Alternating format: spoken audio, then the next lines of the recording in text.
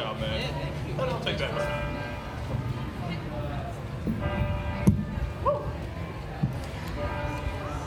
And you all heard it from Dr. John Bonnet that it is time to go vegan. Make some noise if you're vegan. Raise your hand if you're not vegan yet. Okay, but I'm glad you're out here to kind of get some of that information, learn a little bit about the culture, and we hope that after today that maybe you'll consider switching over to a good vegan, plant-based lifestyle. I've been doing it for 3 years. How long have you been doing it, Amari? 2 years. Still alive, not protein deficient. It's great. And it's very possible, everybody.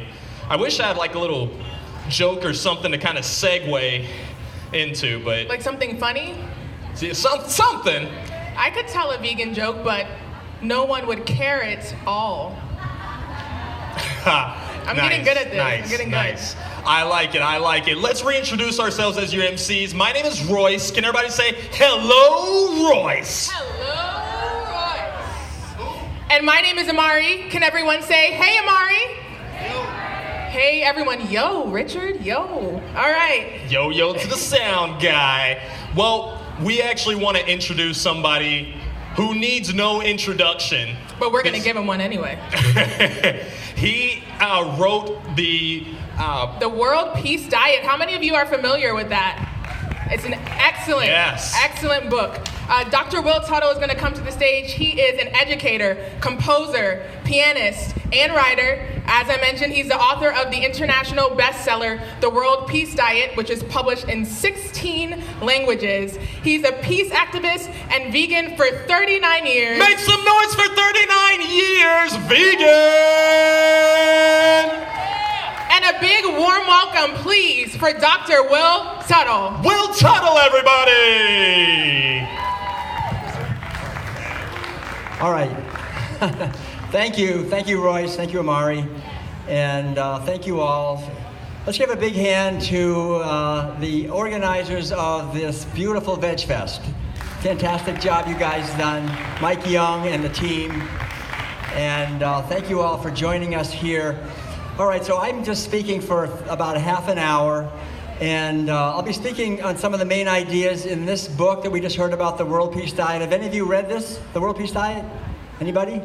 Oh, nobody. All right, good. So I'll go ahead and talk about some of the essential ideas. So basically, my wife, Madeline, this is my wonderful, let's give a hand to Madeline, my beautiful spouse. She did the paintings that you're going to be seeing. They'll be changing about every minute or so. And if you get tired of listening to me, the animals, when we look into their eyes, their message is much more profound and authentic, I think, than any human being can ever speak, because they're actually going through the imprisonment and mutilation and killing that's completely unnecessary. But the good news is that human beings are awakening, and we're awakening essentially from the narrative of domination and exploitation and oppression of other beings that we've all been born into. So we're very grateful to be able to be on a lecture tour. Madeline and I are based in California, and we just did a lecture tour through southern United States, through Arizona. We're heading now to the Caribbean after this, in South Florida. We'll be speaking tonight in Naples, and then to Texas for quite a few weeks. And the thing that's been really interesting for us in the last 4 or 5 years, since the World Peace Diet has been translated into all these different languages, we are speaking a lot and promoting veganism in other countries. We've been 3 times recently to China. We've been speaking all over Asia, in Korea, Vietnam, Singapore, also Australia, New Zealand, in Africa, in the Middle East, in Eastern Europe, Western Europe, North and South America. We've given, actually literally thousands of presentations. And what we can see essentially is that veganism is really taking off. When I went vegan back in 1980, which was, as we heard, 39 years ago, it was really something that no one ever heard of, and it was very awkward in a sense.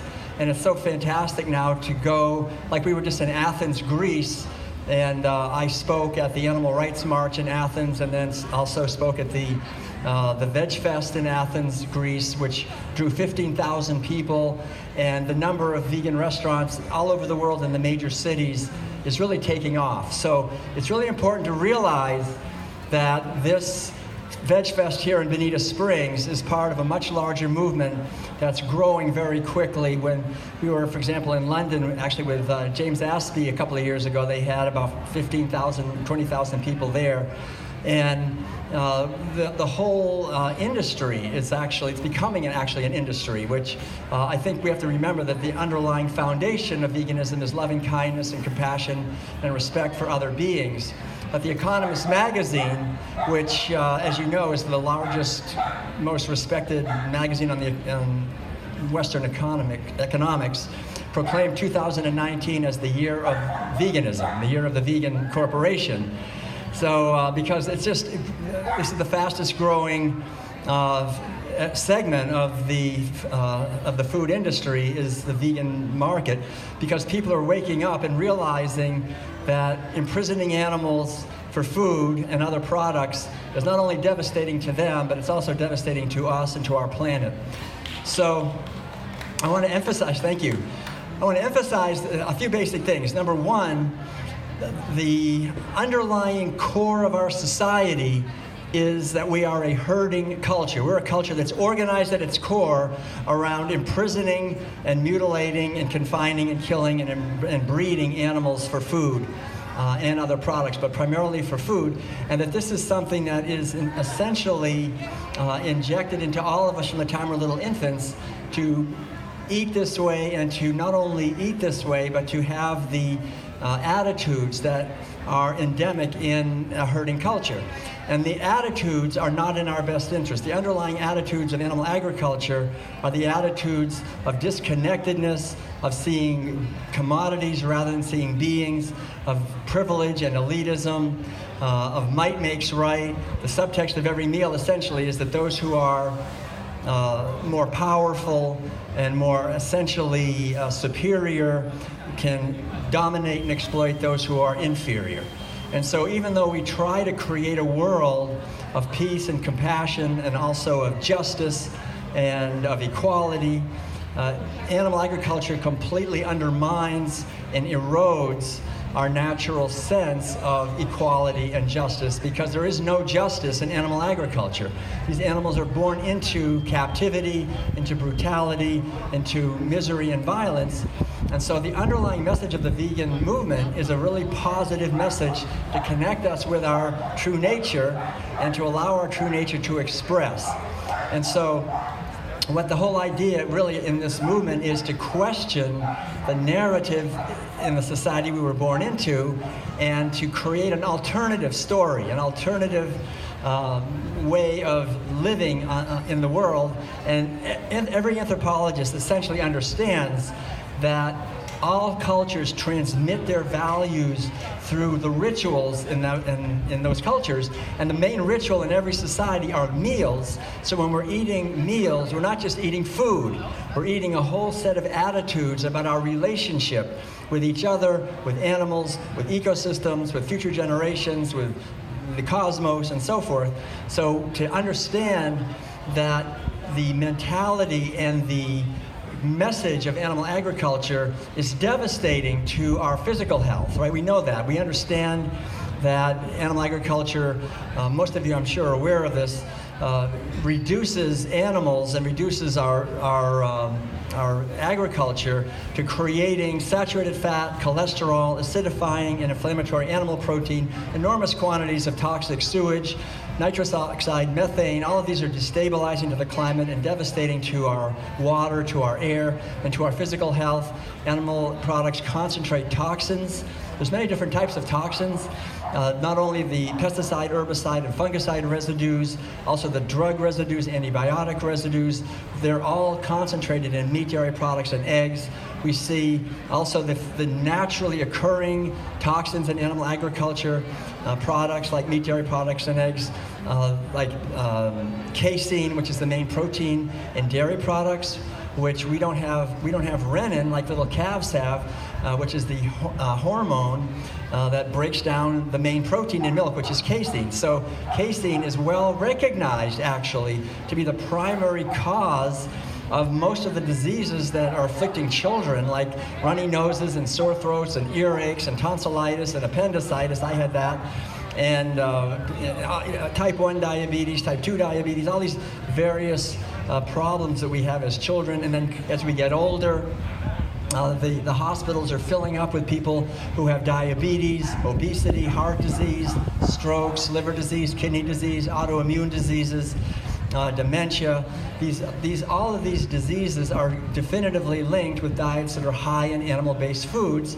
So it's very clear that eating lower on the food chain, eating a plant-based way of eating, is a fantastic foundation for our own health. And not only have it be vegan, but also organic. And because as soon as we're using pesticides, herbicides, fungicides, and chemical fertilizers, we're causing a lot of pollution and death and destruction to birds and butterflies and also to ourselves. It's harmful.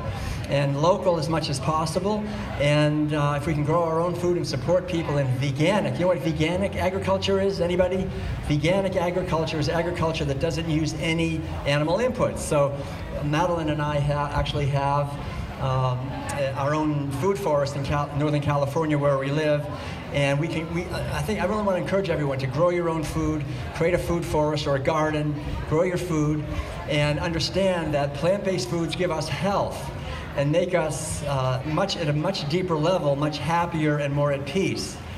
So to understand that animal agriculture is devastating to our physical health, also to our psychological health because of the attitudes of domination and exploitation, of disconnectedness that animal agriculture requires us to adopt, because we can't eat animal foods without disconnecting.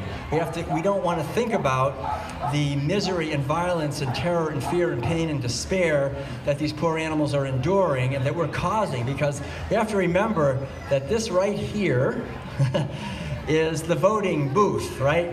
These dollar bills are the ballots. These ballots are actually counted. I'm not sure about the other ballots anymore, but these ballots are counted.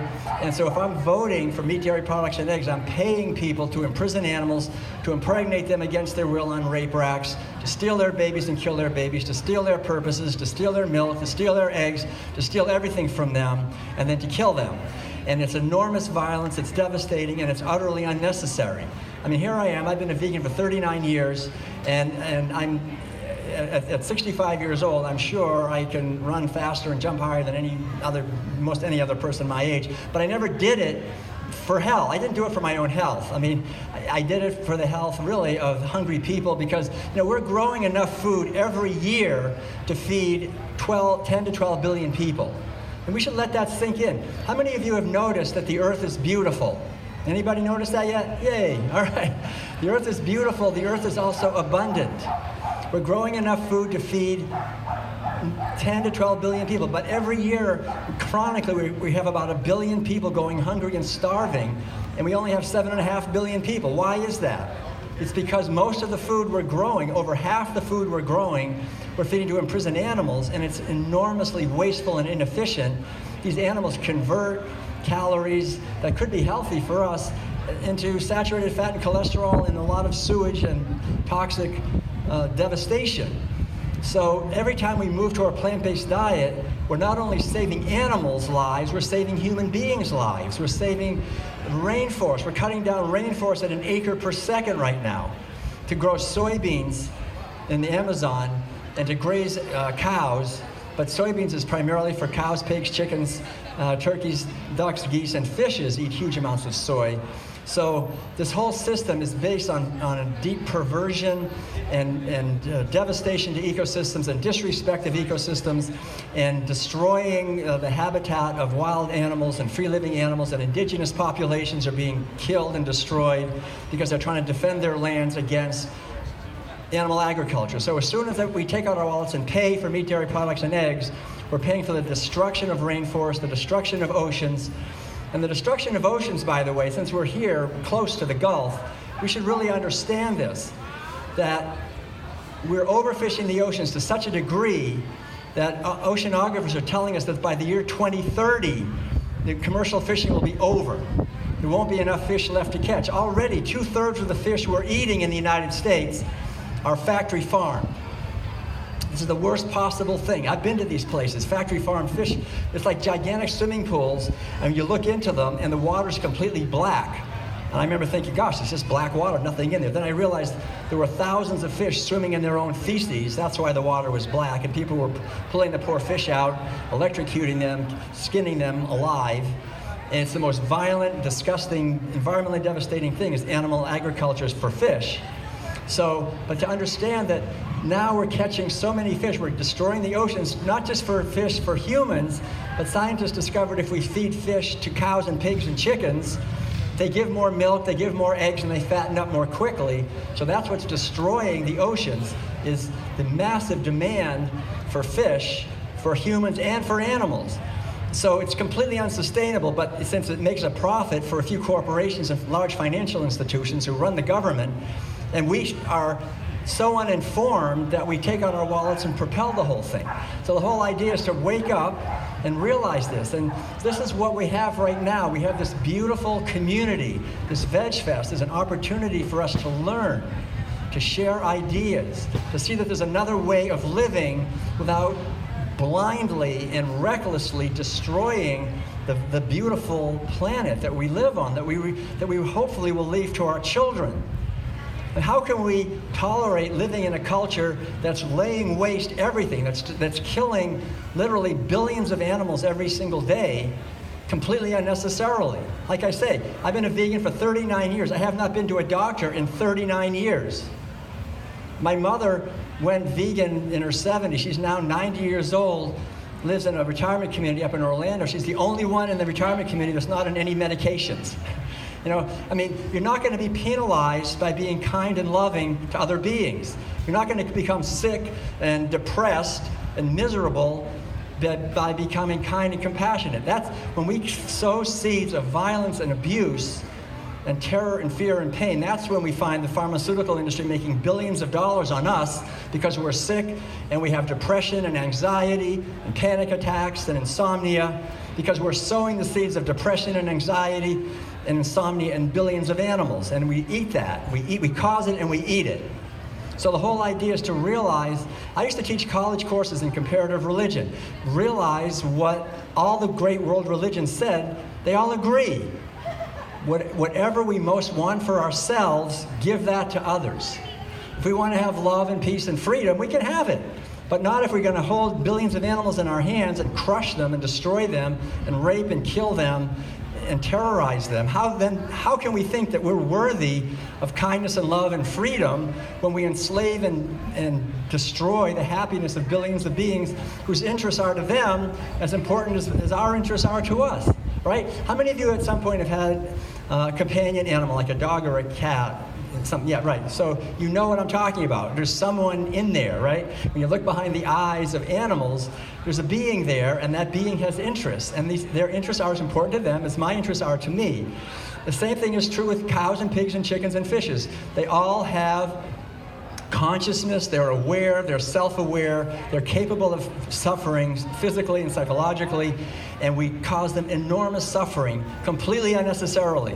This is what we can celebrate. The whole idea is to realize that we can celebrate our lives on this beautiful planet and make our lives a statement of kindness and compassion. And it's not about blaming or shaming or criticizing anyone. It's realizing that we've all been wounded because we've been born into a culture where from the time we're little infants, we've been forced to participate in these meals of violence that reduce our natural compassion and our natural awareness and our natural ability to make connections. And so we just have the blinders slapped onto us from the time we're little infants, and we're just doing what we've been told to do.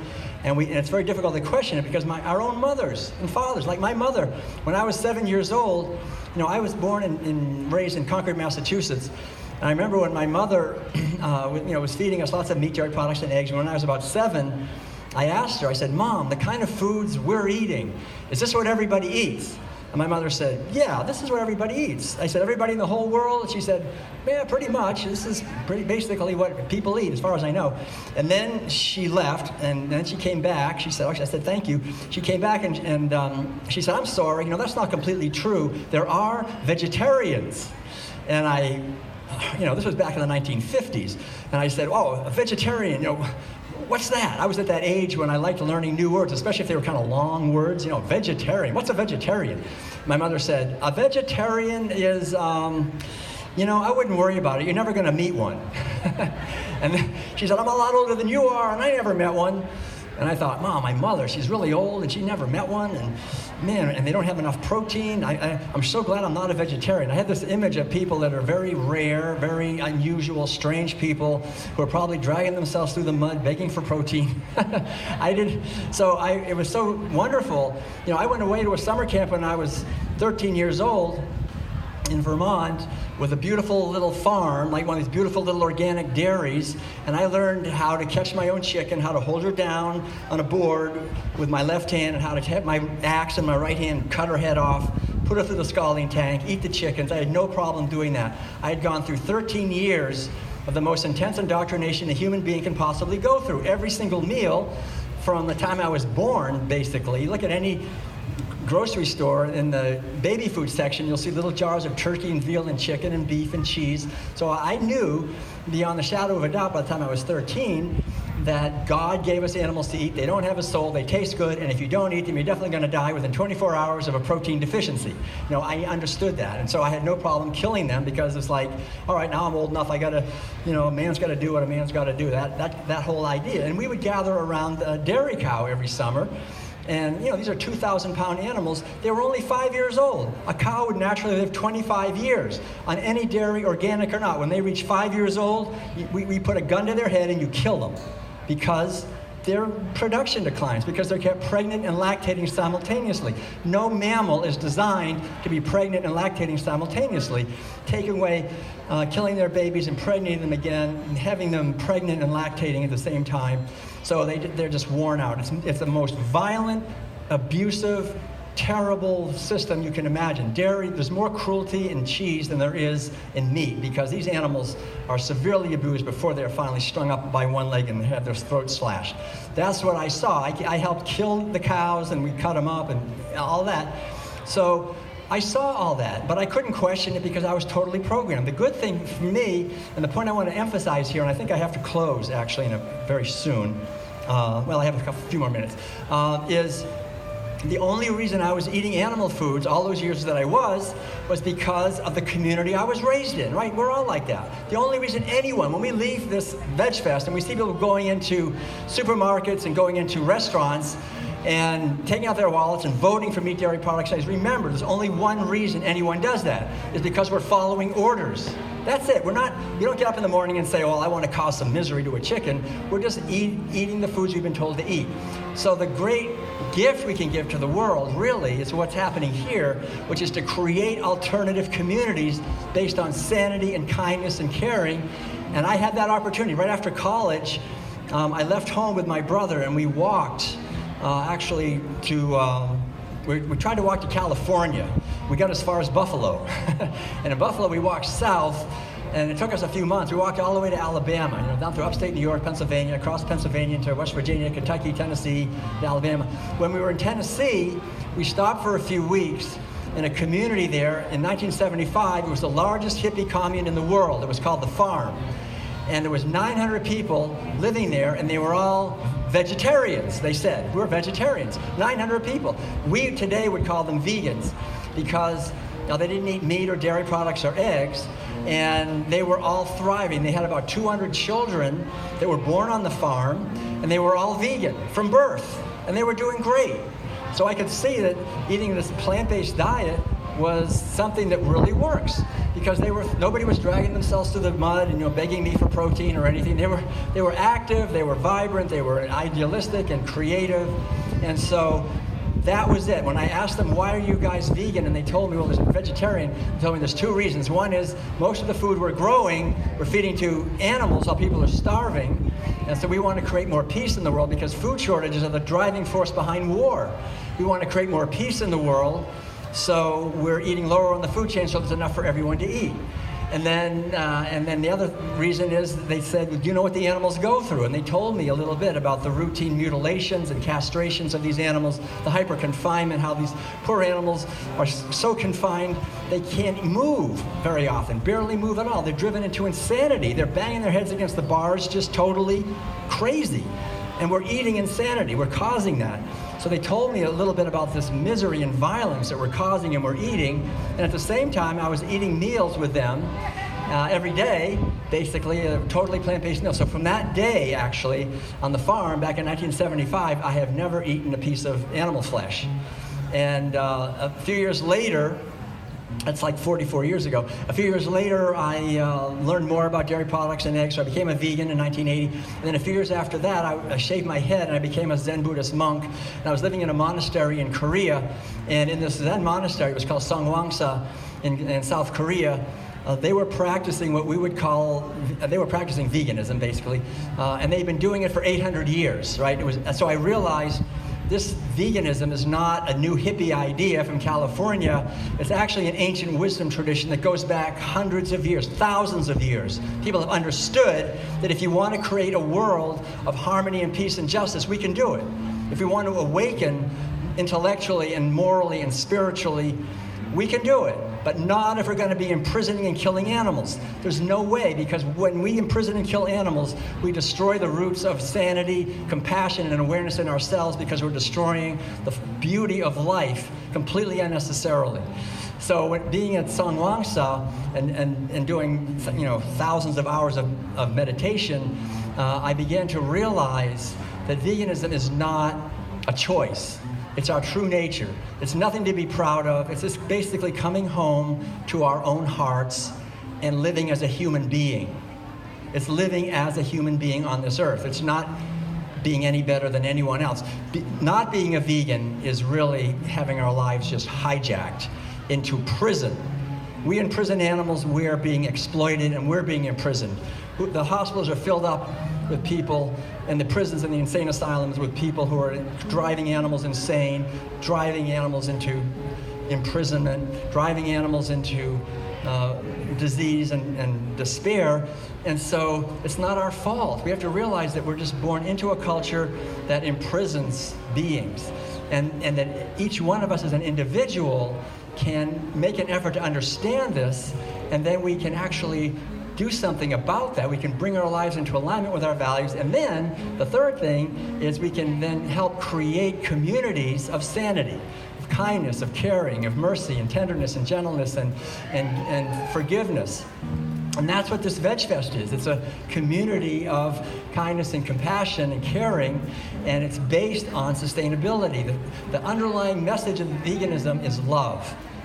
The underlying message of veganism is caring, kindness, and concern, and it's based on the truth of abundance, that we can feed everyone on this beautiful and abundant planet on a fraction of the land. We can allow the rivers to heal, the oceans to heal, we can allow the rainforests to heal, habitats to heal, we can allow our bodies to heal, and even more importantly, we can allow our minds and our spirits to heal. Because what animal agriculture does, it devastates all 5 dimensions of health: environmental, cultural, physical, psychological, and spiritual. And it relentlessly undermines all 5 levels of health and creates a system that concentrates massive wealth and power in the hands of a tiny elite. That's what it does. And it lays everything to waste for everybody else. So it's time for us to realize this and live our lives as a positive, benevolent revolution or an evolution based on radical inclusion, including all living beings within the sphere of our kindness and compassion and concern, and let this way of living radiate out into the world as an expression of our true nature, because it is our true nature.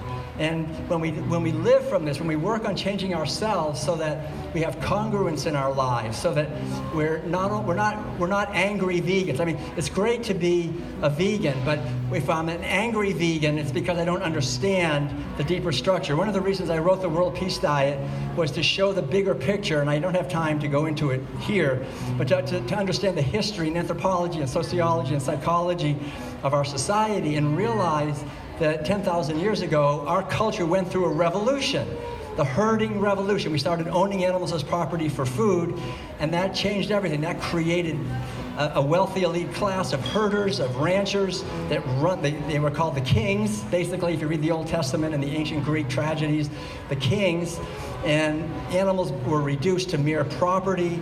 And war, the very first word for war is the old Sanskrit word gavya, which means the desire for more cows. So the animal agriculture brought in a wealthy elite class, war, slavery, the domination of women. Women are seen as mere breeders in an animal agriculture society.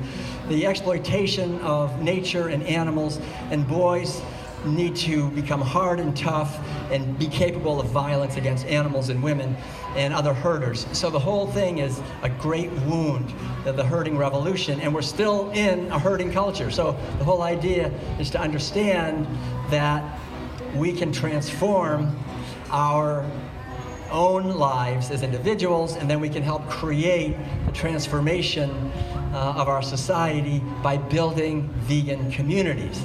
So I want to thank Madeline for these beautiful paintings. Thank you, Madeline. She's right over here behind me. And I want to also thank all of you for your caring hearts, because I know that if you are here, it's because you care. That's really what brings us together for something like a Veg Fest. We care about our beautiful environment here in South Florida. We care about our society, our culture, to have a healthy society for everyone to live in. We care about our own physical health. We understand that we have a physical body. All of us have been given the gift of a physical body that does not require any animals to suffer to get all the nutrients that we need to be healthy. So we understand that. We understand that we've been born into a society where we've been forced to eat animal foods, and now we can awaken out of that programming. And we can awaken and heal our psyches and our spirits as well.